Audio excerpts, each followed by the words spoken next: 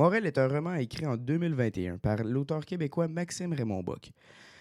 Le livre présente le récit de vie d'un homme, Jean-Claude Morel. Jean-Claude Morel est un travailleur de la construction à Montréal. Il a travaillé sur plusieurs grands édifices au 20e siècle, comme le métro ou le stade olympique. L'histoire présente vraiment juste les hauts et les bas de la vie de Jean-Claude Morel. Peu importe que ce soit avec sa famille, dans sa vie personnelle, on voit tout son récit de vie de A à Z. Ce qui fait la force de l'œuvre est la fonction testimoniale. La fonction testimoniale est de fait d'amener du réalisme à l'œuvre. Le réalisme est vraiment présent grâce aux lieux que l'auteur amène dans l'œuvre.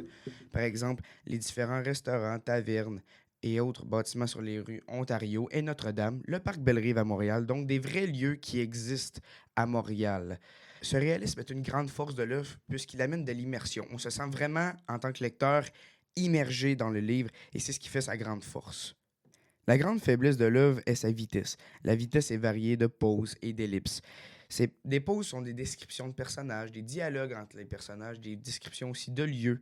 Mais ces pauses, justement, et différents moments de l'histoire dans le livre, comme des flashbacks, etc., sont séparés par des ellipses qui sont rarement présentes, voire absentes pour le lecteur.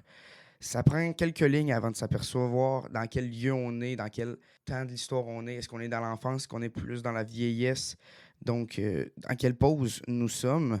Et ça provoque beaucoup de confusion chez le lecteur. Donc, c'est pour ça que les ellipses et la vitesse sont vraiment la faiblesse de l'œuvre. Je recommande fortement ce livre à ceux qui aiment l'histoire québécoise.